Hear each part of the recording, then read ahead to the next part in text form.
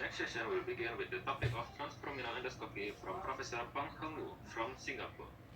Please, Dr. Richard, the time is yours. Okay.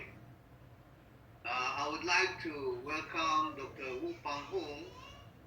He is a senior consultant from Feng General Hospital, Singapore.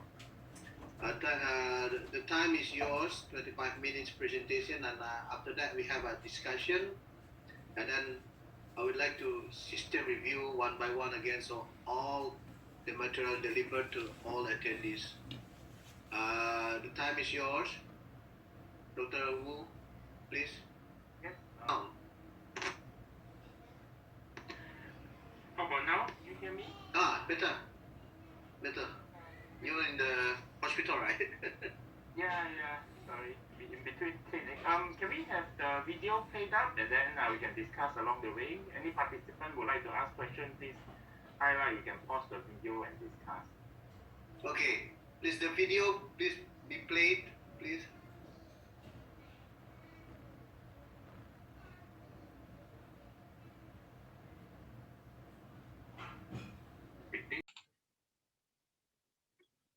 Greetings, I'm Dr. Pang Hong Wu from Feng General Hospital, Singapore. I will be sharing my screen and discuss a tutorial on a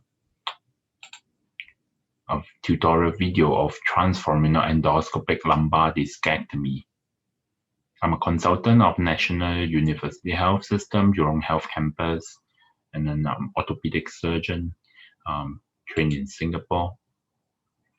Jurong Health is a regional health hospital that take care of about 12% of the Singapore population, of which a lot of them are elderly. In 2020, we did about 60% of my cases endoscopic surgery, and in 2021, it has moved to almost 80% of my surgery. I do about 70% uniportal and 30% of them biportal, ranging from stenosis, decompression, discectomy, and endoscopic fusion, and other surgeries. I would declare my conflict of interest here, and I would thank my mentor, Prof. Yu Song Kim, who guided me through the fellowship and also provided some of the slides of the talk. Thank you very much for letting me share my experience in this ASEAN MISST meeting. It's my honor. In the challenging COVID situation time, it is important for us to understand this new paradigm shift in spine surgery, which actually ranges from just basically patient's benefit to public interest. This is me. We are now operating with N95, with reduced personnel in hospital, so that doing endoscopic surgery helps in reducing bone dust, aerosolized tissues to decrease transmission of COVID-19 possibly. And more importantly, in the sense of transforaminal surgery, we conserve respiratory equipment such as the ETT tube, which is important for the fight of COVID-19. Doing LA sedation also decrease the anesthesia exposure to aerolized particle during intubation. We are doing it as day surgery, so decrease the need for inpatient beds and minimize interaction among different patients and other allied health personnel during their hospital stay. Looking at the meta-analysis recently, which shows that the endoscopic lumbar discectomy has a lower risk of overall complication and lower risk of complication that necessitate conservative treatments. So generally, endoscopic lumbar discectomy is shown to be, in the meta-analysis, to be lower risk, and if complications develop, more likely to be treated conservatively. And then recently in the Facebook post, they think that Professor Liu Kim, who is well known in endoscopic region, would like to share this cornerstone paper with all of us about this result. This is a patient of mine, and the radiologist report summarizes the beauty of endoscopic transforaminal endoscopic surgery. He mentioned that at L45 region, comparing the previous paracentral prolapse, this has been resolved. Interestingly, my ordering houseman did not indicate that this patient went for endoscopic surgery, transforaminal endoscopic surgery, and the radiologist hence reported that this was resolved as he did not realize that the patient had gone through a surgery at all after 6 months. So I would like to highlight the steps of endoscopic lumbar discectomy, TELD. Importantly, the pre-op consultations, we have to understand the indications for surgery, and I've written that up in the published in Neurospine and narrative review of this lumbar endoscopic surgery. In TELD, typically is indicated in L1 to S1, central paracentral region, foraminal, extraforaminal disc. We can expand the indication if we are more experienced in endoscopic surgery to highly migrated disc, calcified disc, recurrent disc, and lateral recess stenosis. The less common indications such as facet cyst, discal cyst, and tumors are also reported. There are some contraindications to TELD, such as duplicate nerve root, low-lying nerve, exiting nerve root, being an exiting nerve root abnormalities. High iliac crest is a challenge. It's not an absolute contraindication, but in cases when it's reaching to beyond the mid pedicle of L4, there's a possibility of exiting nerve root dysesthesia or more facet foraminoplasty is required in surgery, and you have to take note of that if a decision is made to do TELD. In such cases, sometimes I would choose to do interlaminar endoscopic lumbar discectomy to minimize damages to the patient. Sometimes pathology such as a calcified disc and extensive central lateral recess, especially bilateral stenosis, they may need other type of scope, for example, stenosis scope on top of discectomy on TELD. If it's a unilateral site facet hypertrophy and ligamentum flavum hypertrophy, we can do a foraminoplasty through the transforaminal route on top of the discectomy, but more excessive work need to be done. In terms of steps in pre-op surgical planning, we have to decide where is the dislocation, how big is the size of patients. Sometimes if they are really high BMI, you have to get an extra long TELD scope. For me, the golden rule, if the needle that introduced the indigo carmine for endoscopic wire and needle introduction is not long enough, then the scope is not long enough, and then you might have to consider doing interlaminar route, or be prepared to get an extra long TELD scope. Some other ligament anatomical factor, if they are only have one kidney or presence of kidney in the L34 or L23 region, have to take note of that. Whereas the traversing nerve root relationship to the pedicle is important. And how wide is the foramen and the height of the iliac crest, as we mentioned. We can calculate the width, the distance from the midline by actually trigonometry. Because sometimes in our MRI, we are too zoom in on the lumbar segment rather than a very large field of view MRI. First, we calculate the main disc fragment and the distance from that to the soft tissue skin.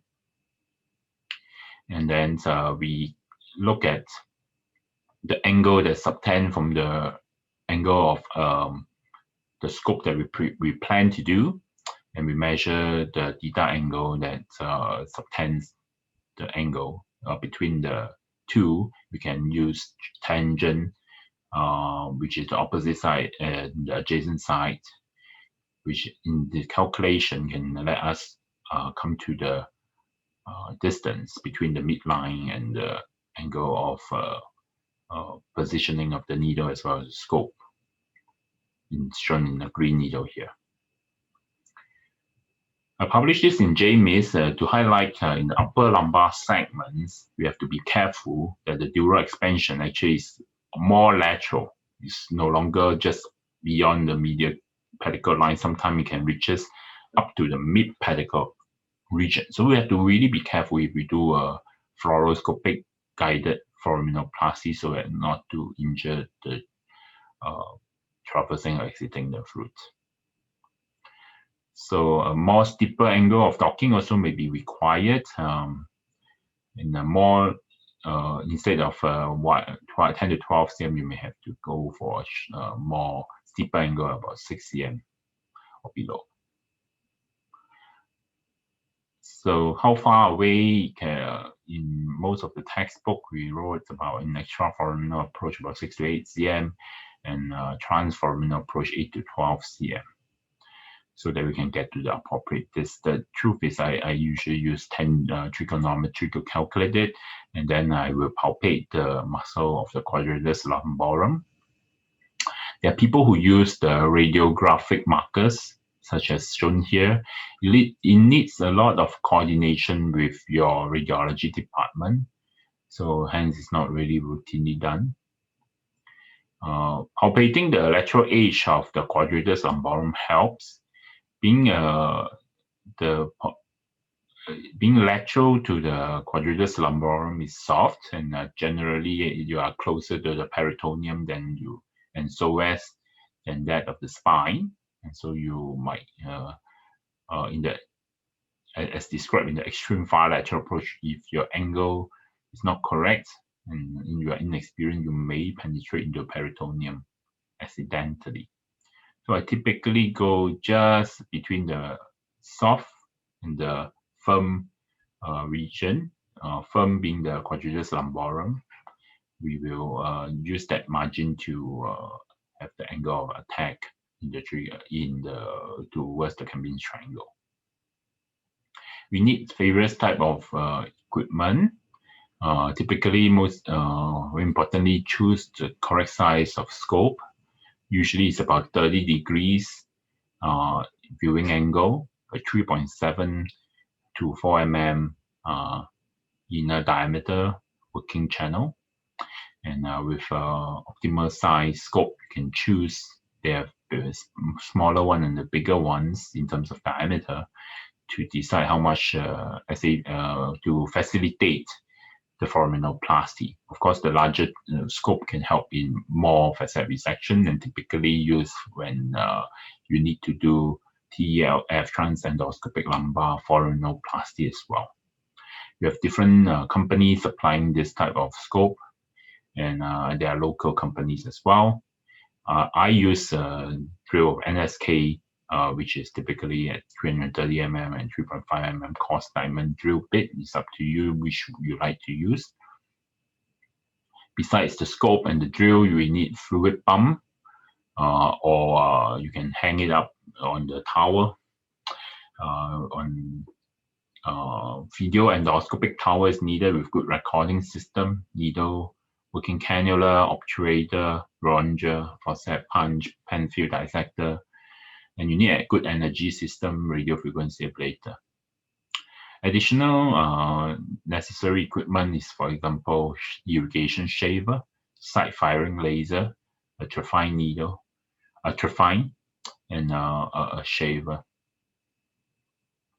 These are types of different types of working cannula or retractor. Okay, we use type A more often for extraforaminal disc as it protects the nerve roots well. It has difficult manipulation as you can only see what is in front of you.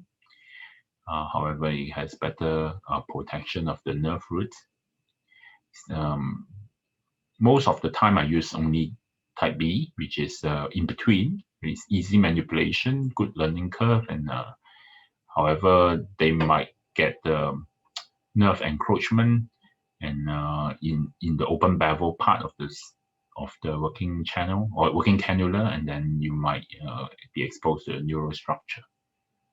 This is my medications. I typically put in 5 syringes. I use ropivacaine because it is a shorter duration and a faster recovery.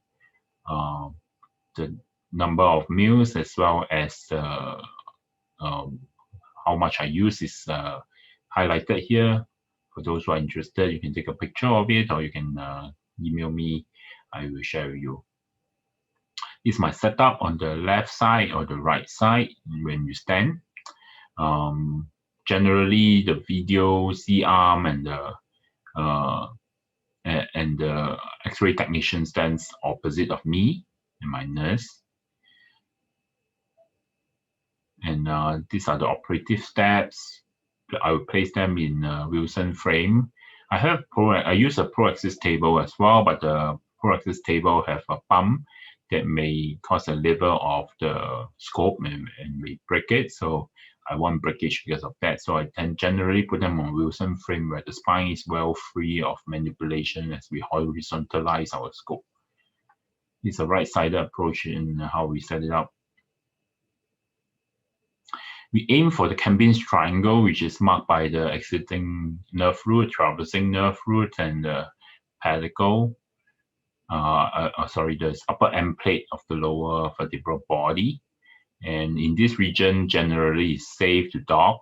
Of course, the Campbell triangle varies in terms of dimension, as you have a more oblique angle versus a more steep angle. As well as changes in the foraminal stenosis and size of the Campbell triangle can vary. Please take note that the trajectory is very important. From the single similar skin entry point, you can enter, if you point it too steep, into the peritoneum and sometimes even into your sigmoid colon. And if you find that out, typically, if I have a needle that's placed anterior to the ALL, I would throw away the needle because there's a risk of contamination if you retrieve the needle and then poke it back into the disc.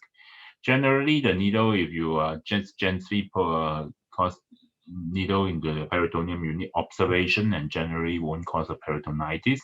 But certainly, if you penetrate the sigmoid and then go back into the disc, there's a risk of discitis in the future.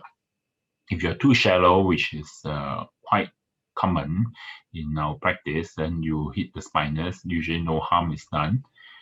Generally, so we walk and then we hit the facet and get a little bit steeper and get into the disc. So these are how we dock. First, we mark the midline as shown here on my patient. Second, we draw the lower end plate line, and then we mark the trajectory. I tend to use a little bit oblique angle to the attack rather than completely flat. Then we mark out the iliac crest, making sure that it doesn't go, our line of attack doesn't go lower than the iliac crest. We palpate the lateral margin, the soft and firm spot of the quadratus lumborum. We tend to insert our needle and as well as the scope through the more firm part of it rather than the soft part of it. In the lateral view, we also go in line with the lower end plate or in line with the disc. And it should be just at the junction of spinous and the laminar junction. And that distance is also further verified using our pre-op imaging MRI to see that whether it's correct. Usually in my practice, all roads lead to Rome. They usually vary less than 1 cm from all these various marking. So you can ranges from 6 to 15 cm. Sometimes in a very fat patient, you can get to a much wider angle, much wider entry point. So next we go for foraminoplasty. We have an inside out, outside in technique. Inside out means we insert the working cannula, working channel directly in the intradiscal space. It can be quite painful for the patient. The advantage is that you have good visualization with minimal bleeding in the epidural vessel when you first put in your scope. However, there is a higher risk of exiting nerve root injury in patients with very narrow foraminal dimension, and it's a very painful procedure as you use blunt force and using a large working cannula directly into the disc. It can be quite shocking to a patient who are in LA sedation. And you disrupt the disc with a large annulotomy as a result. The outside-in technique, however, you dock your working channel in the foraminal space near the Cambin triangle, and then you work on the facets as you go in. You can do that by using foraminoplasty technique, where you rim to the medial pedicle line, or you can do that with a direct mobile outside-in technique, which is what I use, and drill my way in to see the disc. The advantage is that it preserves the annulotomy. However, it's a steep learning curve, especially because you put in the scope, you see early epidural bleeding, you have to deal with it, and the neural elements, especially exiting nerve root, is in your close proximity. So these are the steps. I can show you in the video here. First, I mark the skin line as described. I give the LA to skin and sub-Q. Then I point the needle, first touches the facet, and then I make it a bit more steeper, and then get into the Cambin's triangle. As you can see, I palpate the facet, and then get into a more steeper position. And then I enter the Cambin's triangle. In the AP lateral view, this is outside in the foramen. I touches the disc. As I touches the disc, I pull back a little bit and give some LA with contrast. And that is epidurogram as well as contrast that helps to numb the nerve roots. And I also give to the disc so that it can prevent painful annulotomy. Then I enter the needle into the disc and inject indigo karma with contrast. As you can see here, it will light up in the indigo karma. By right, the needle trajectory is just medial to the pedicle, and it should be on the AP view, and then the lateral view is just be at the dorsal corner of the Cambin triangle, this space in line with the vertebral body. Then we insert the guide wire and remove the needle. After we insert the guide wire, we put in the dilator, obturator, and then subsequently with the working cannula and then the scope. We rotate the cannula gently in a clockwise direction in this case. Then the working retractor is inserted. As you can see in the magnified view, we point the open bevel towards the exiting nerve root, then gradually rotate dorsally in a very controlled manner. You rotate it dorsally backwards and enter into the foraminal region. Then you can remove your dilator and your guide wire. Make sure you put your finger on the working channel, working cannula, and keep your index finger there. And then you insert your scope, then get a radio frequency ablation and visualization. As you do foraminoplasty by drilling, you can get into a more horizontal position, as you can see from the arrow here. And then you can get to this fragment. It's a video showing how you can first you insert the working cannula and subsequently enter in a more horizontal direction. And you can see that we do compresses the exiting nerve root a little bit, but as you are mobile most of the time, the exiting nerve root dysesthesia tendency is less if you have sufficient with foraminoplasty. So this is a video showing as you enter the level.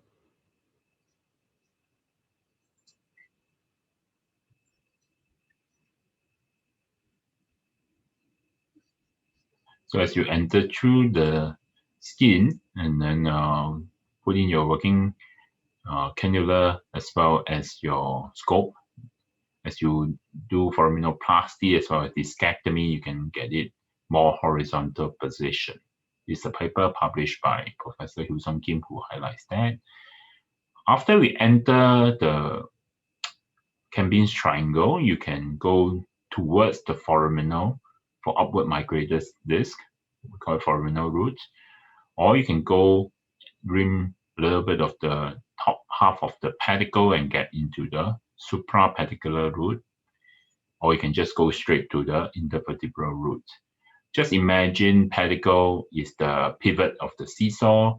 You can rotate your scope, or rather pivot your scope up and down on the pedicle. After you have entered the into the Campbell's triangle and you dissect out with the energy system, I tend to look for the natural pathological annulotomy site. If you're unable to find, then do look for the needle annulotomy that is made earlier during your needle insertion. As you can see from my video here that I've done recently, using just the RF palpation, we found the annulotomy site. And then we use the small forceps to make the you can use a probe to enlarge the open field dissect to enlarge the annulotomy a little bit bigger.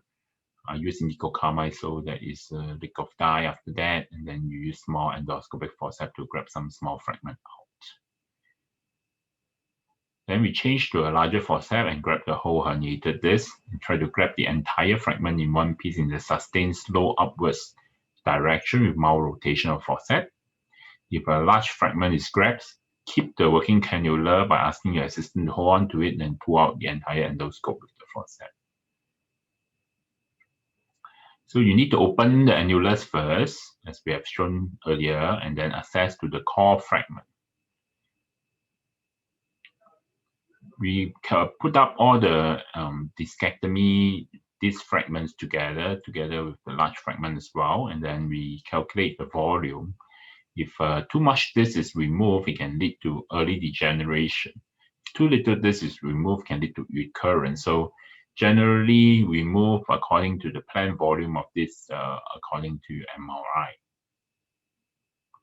After we have done that and we horizontalize the scope, we should have this half and half view, which can show you the traversing nerve roots, the PLL, and then the disc labeled by the annulus as F, and E is the E basically is the PLL, and then the epidural space, and then the nerve roots, and upper that. Higher than that is usually your facet joint. Sometimes there are some obstacles to half and half view, such as your facet hypertrophy, foraminal ligament or ligamentum flavum hypertrophy, bulging disc, PLL ligament, and annulus are beyond your view. Those that needs to be decompressed, or the trajectory is not horizontal enough. These are your obstacles to half and half view. So you do try to achieve seeing this epidural pads and the epidural space with pulsation of the dura. So this scope that we've done on this patient that we highlighted earlier on. He's a 30-year-old man with right lower limb pain, and this paracentral disc that you can see here. We did the X-ray. There's no significant instability of the spine. The foraminal looked to be good direction. I've calculated the trigonometry. Being a quite big size guy, we need a few person to shift him, and then we get the, as we discussed, needling, wire, indigo carmine. We expose the facet joint. You can see also the foraminal ligament there. We drill the facet layer by layer. In the last bit of it, you can use the kerosene ronger, or you can drill that with the coarse diamond drill. I just expose enough of the ligamentum flavum to see the epidural space clearly, and then I found the natural annulotomy site, and I used a small forceps first, subsequently larger forceps to do the discectomy. There's some epidural veins nearby usually, and then you coagulate that to prevent bleeding. and then you do try to shrink the PLL and do continue more discectomy as you get more medially. You see the getting into the epidural space as you see the bulging of the annulus as well as the PLL get less. And I call it a submarine maneuver. You can actually horizontalize the scope and really get very, very deep inside the disc. And if you need necessary, remove more disc. After I remove my disc, sometime I just wanted to double check. So I pull out my scope a little bit, do more decompression. This patient also have some foraminal and lateral recess stenosis. So I did a little bit more decompression and see the epidural space. While pulsating pretty well, controlling more bleeding in the epidural space. And I find that there's more this bulge medially. So I went on to do a more annulotomy and then more discectomy later to remove the large fragment of disc, which can be missed if we do not make the significant enough annulotomy. And after the enlarged disc is removed, we put back in any loose fragment is palpated. Yeah, it helps that if you give indicocama, which light up the acidic degenerated disc. So we remove the loose disc fragment, and then we can see the pulsating epidural space clearly. We use radio frequency ablation to shrink the rest of the annular fragment, as you can see here.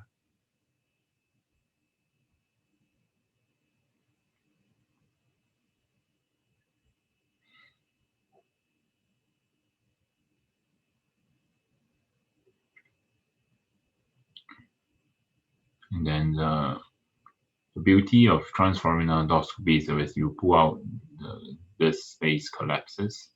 No, I mean the soft tissue collapses on each other, and then you can close with a very small wound. I don't use stitch. The patient discharged on the same day. He's pain-free straight after surgery, walking very well, no more pain. Yeah. Here's another patient. This one is a higher lumbar disc. This patient I use a foraminoplasty technique. So he has a large paracentral disc from the right side. Did the epidural gram first with local anesthesia and contrast. Then we talk on the disc. Did the rimming, serial rimming, not beyond the mid pedicle because L3-4 again. Beyond rimming, I still do some drilling to further enlarge the foraminal region. Then we do the discectomy. This patient have a large fragment of this removed using endoscopic forceps. We hold on to the working retractor by our assistant and remove this. This is how a half and half should look like. More typically, especially in large disc fragment, you can see that very clearly. And then as you pull out the scope, you can see all the amount of fragment measured as presumed pre-op.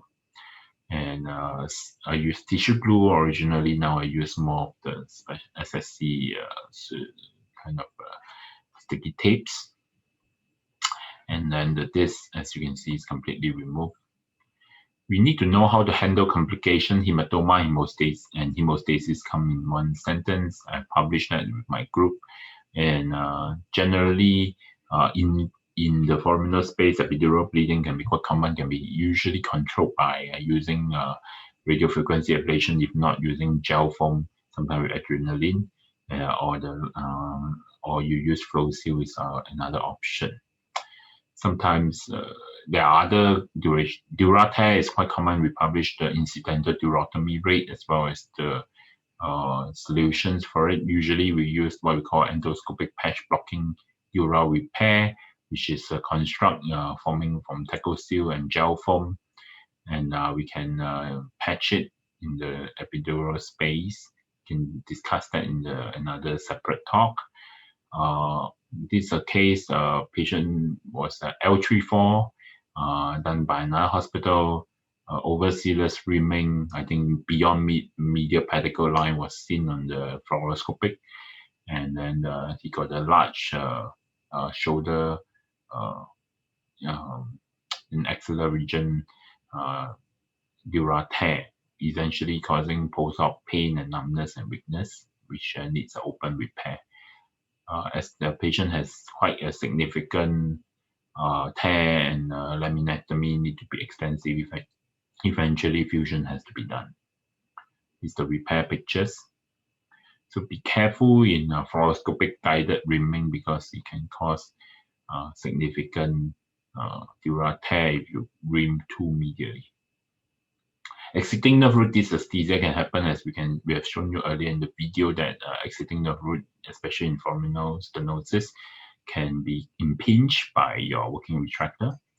So in such patients, if they're mild, they are usually treated symptomatically. Sometimes nerve root block can help. Inadequate decompression and recurrence are common, so always try to your best to get a half-half view. Neck pain and back pain can happen because of irrigation fluid or excessive discs are removed. They might need further treatment. Recurrence rate can be up to 10% in various studies. I try to prevent recurrence in my mind by wearing a brace. There's no really human studies on it, but multiple ship and mechanical studies shows that at the 6 weeks mark, the scarring helps in providing stability in spine. So I tend to wear brace for 6 weeks. But it's a cost issue for patients. So generally, compared to open surgery, endoscopic surgery, as you can see, these are minimally invasive. Open surgery was offered by another hospital.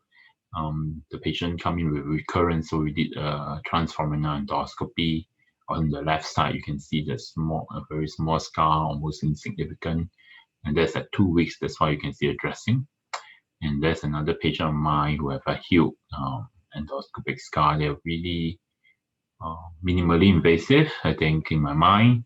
So much so that in some of the radiology report, they say that this is resolved. If you have any question, you can contact me on this email, and I welcome any questions later.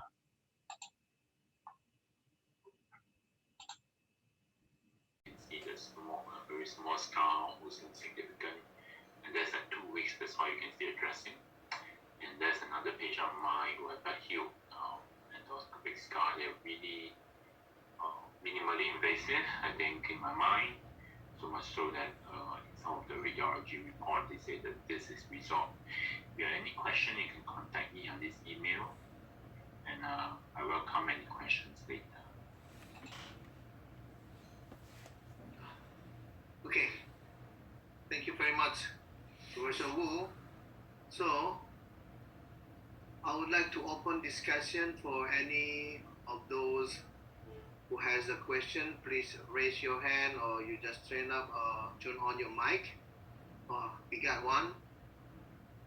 I would like to add from Dr. Bernadetta. I would like to ask currently, there are various techniques of endoscopic spine surgery. What is the suitable indication and the patient characteristic that could appropriately treat it using the transforaminal approach?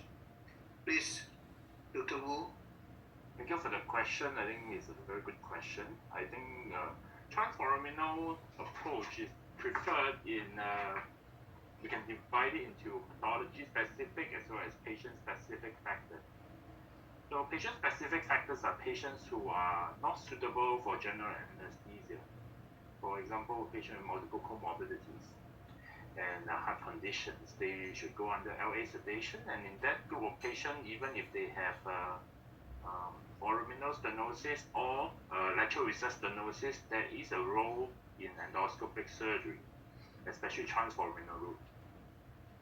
And another reason, which mainly is the discectomy, which is originally from Cambin's as well as Tony Young's initiative for patients with prolapsed intervertebral disc from the thoracic to lumbar to actually sacral 1 in appropriate chosen patients, transforaminal approach is the least invasive of all endoscopic approach. For two reasons. One, most of them can be done under LA sedation, and some of the experienced surgeons even have less and less sedation. Some of the patients are actually watching the video as they are doing transforaminal approach, so it's discectomy. However, I would like to highlight again, before you choose indiscrepancy for all paracentral and foraminal disc as well as extraforaminal disc patients in lumbar sacral region especially, you need to look at a few things. One, you need to look at whether the iliac crest is too high in the lumbar sacral 1 region, L5S1 region especially. Because in some of these patients, you may have to do a lot of foraminoplasty, or you have to do a trans-iliac approach where you have to rim the iliac crest. If you have a given experience, you give good outcomes. Otherwise, it can be a long and tedious process. So some of these patients, you may want to do interlaminar approach instead. Second, if you have any exiting foraminal, any nerve root, exiting nerve root abnormalities, you see double roots, or you see a very narrow foraminal window, then again you may need to be more experienced before you do those cases. I think overall it is a good beneficial surgery, and most of the patient can go home quite well and quickly as a day surgery. So as I said, we preserved the respiratory equipment, so it's a good option to consider. Is that answer your question, Dr. Bernadetta? Are you good? So there is no response. So I would like to ask Dr. Wu, for those who would like to start the endoscopic surgery or try to convert from the open surgery to the endoscopic surgery. Most of us are here spine surgeon. So what do you recommend, transforaminal or interlaminar? Thank you. So the transforaminal approach, especially inside-out technique, is a good start for getting familiar with the endoscopic equipment. First of all, in the inside-out technique, a lot of the initial step of the procedure are done under fluoroscopy. You choose the patient with a good foraminal dimension, and in the lumbar 1 to, I would recommend L45 or L34 region. You have a good chance of getting it right onto the paracentral region first. Then you subsequently perform discectomy, and as you get a good disc fragment out from the paracentral region, you can slowly pull back your scope and then try to get a half and half view. If once that is achieved, then you can get used to using RF to stop some epidural bleeding, radio frequency ablator, and you can do some drilling of the of the facet joints, superior facet, to have a better half and half view. So in that case, you gain more confidence with good initial success, and you are getting familiar with how the scope is moved into. Then you might proceed to interlaminar approach, because once you get into interlaminar approach, the first thing you see is actually the traversing nerve roots. So you might get in, if you are not used to how the nerve root looks like in a magnified view, you may get a dissector or radio frequency ablator and injure the nerve root. So that may not be, you may lower your confidence in endoscopy. So overall, I think it's good to attend workshop and hands-on cadaveric workshop, as well as maybe even a short fellowship observership prior to starting the surgery. But I would recommend transforaminal first as a procedure if you are doing uniportal surgery. Thank you. And there is another question is from Artico Irfantian. Good morning, Professor. I'm interested with your presentation. it is challenging to put the scope at L5S1 because there is an iliac wing. How do you address the difficulties doing transforaminal L1, L5S1? I mean that do you just want to add on? Do you do the trans iliac or you convert to interlaminar? Just add on. Thank you. Yeah, that's a very good question. Actually, that will be addressed in my tomorrow's talk. I have another talk on how I do transforaminal approach in L5S1.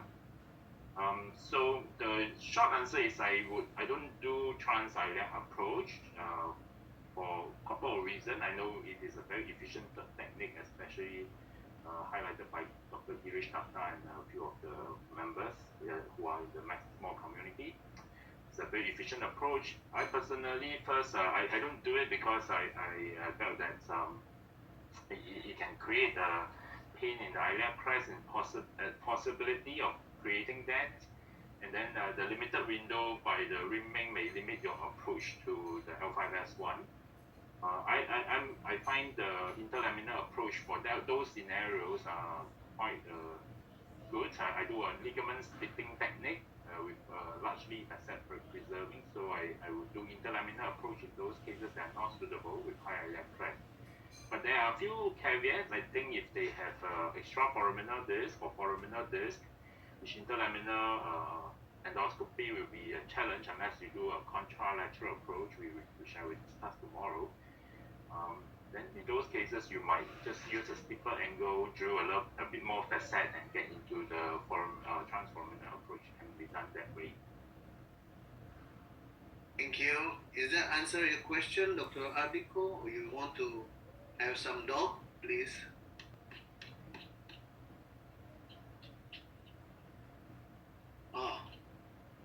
Any more question, please?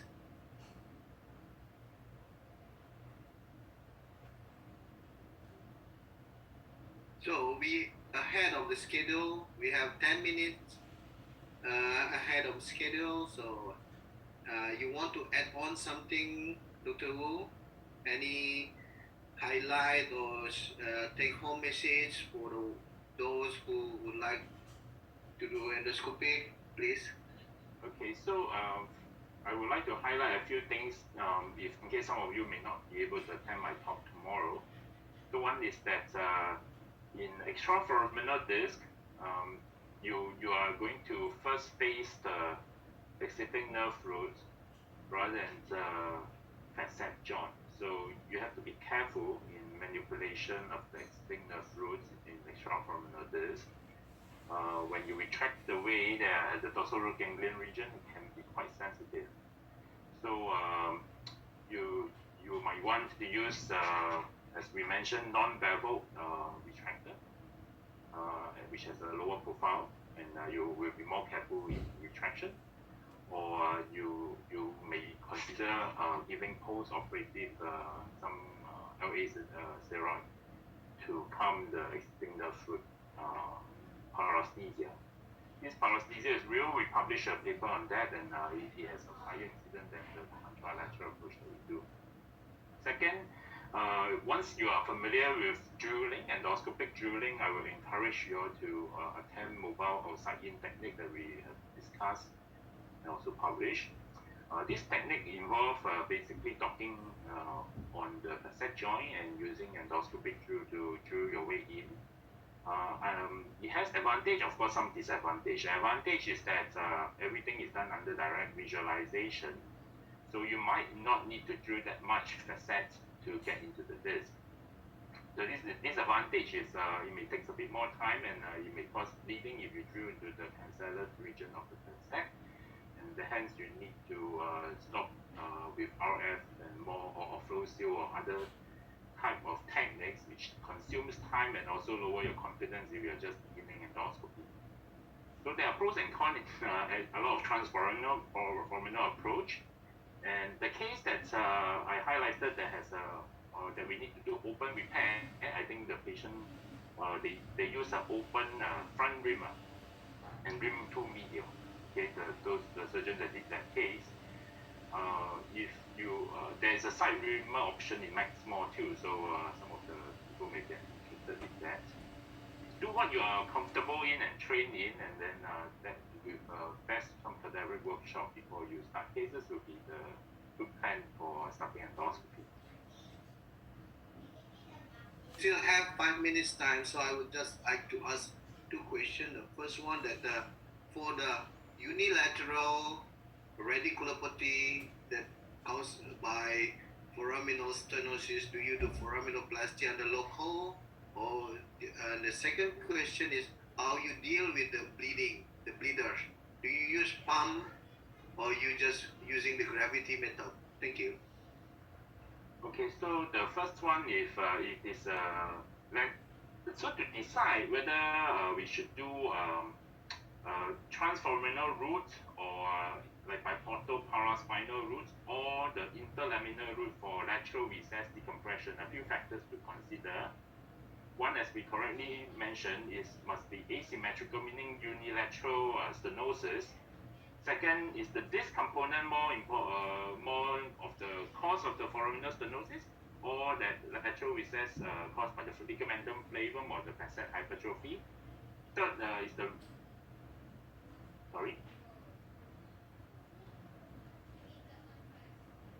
okay. Continue, sir. Yeah. So third is the basically whether it's located in the more medial, meaning whether it's a lateral recess central or lateral recess foraminal.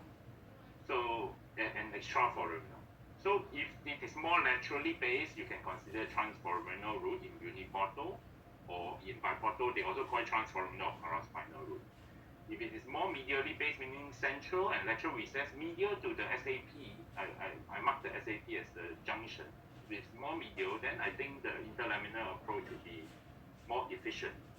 If it is more of a disc, especially a central bulging disc that causes stenosis rather than that of the ligamentum hypertrophy, then the efficient way is transforaminal, bearing in mind if the iliac crest is not too high.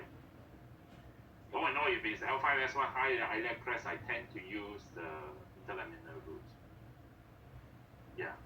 If there's a lot of bony facet hypertrophy and you do not have angulated drill or side firing laser, transforaminal TELF, lumbar foraminoplasty, is quite a challenging operation.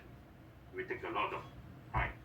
I know there are larger women and things like that, but it never negotiate past the foraminal ligament. So you have to still spend time unless you have a side firing laser to decompress foraminal ligament. So the drill or reamer doesn't address that. So that takes time and it takes a lot of experience. So if I hope I answered your question, because it is quite a wide and deep topic. I think if you're comfortable with either, you can achieve good results.